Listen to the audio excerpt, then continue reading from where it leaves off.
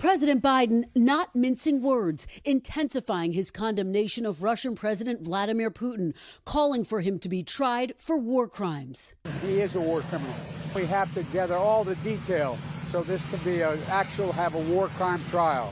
This guy is brutal, and what's happening in Bucha is outrageous. But the president stopping short of labeling the atrocities a genocide. Up to Allah. No, I think it is a war crime.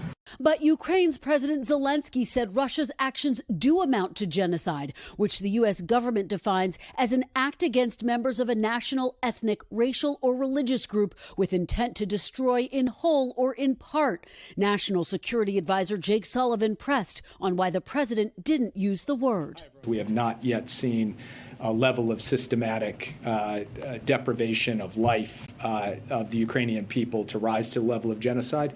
But again, that's something we will continue to monitor. In the meantime, the White House trying to find ways to punish Russia diplomatically, though many feel much more is needed. The administration asking the UN General Assembly to eject Russia from the Human Rights Council this week.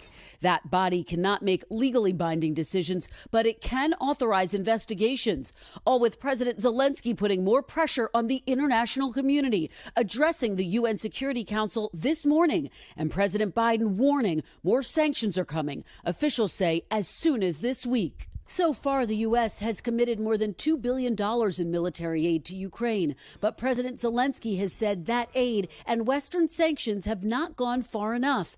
Many Republicans and some Democrats are also demanding a harsher response.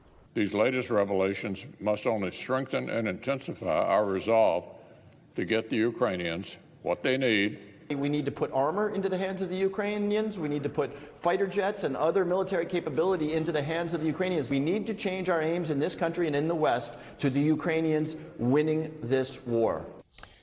Kristen, in your report there, you mentioned the possibility of even more sanctions coming from the Biden administration. What exactly is on the table? Well, Craig, look, here's what we know so far. We know the U.S. is coordinating this next round of sanctions with its allies and partners. And National Security Advisor Jake Sullivan said on Monday the sanctions would be aimed at targeting elements of the Russian economy that are fueling the war. He specifically said the penalties will hit the industrial base hard. Now, Sullivan acknowledged the sanctions won't work overnight, and they certainly haven't. But he also said the impact would have an impact over time. It's worth noting that Putin so far, Craig, has just been undeterred by Western sanctions. Now, the U.S. is also planning to send additional military equipment to Ukraine, and some lawmakers overnight expressed concerns the military aid the U.S. has sent so far is not getting to Ukraine quickly enough, so expect more pressure on that point as well, Craig. All right. Our Chief White House Correspondent Kristen Welker there at the White House. Kristen, thank you.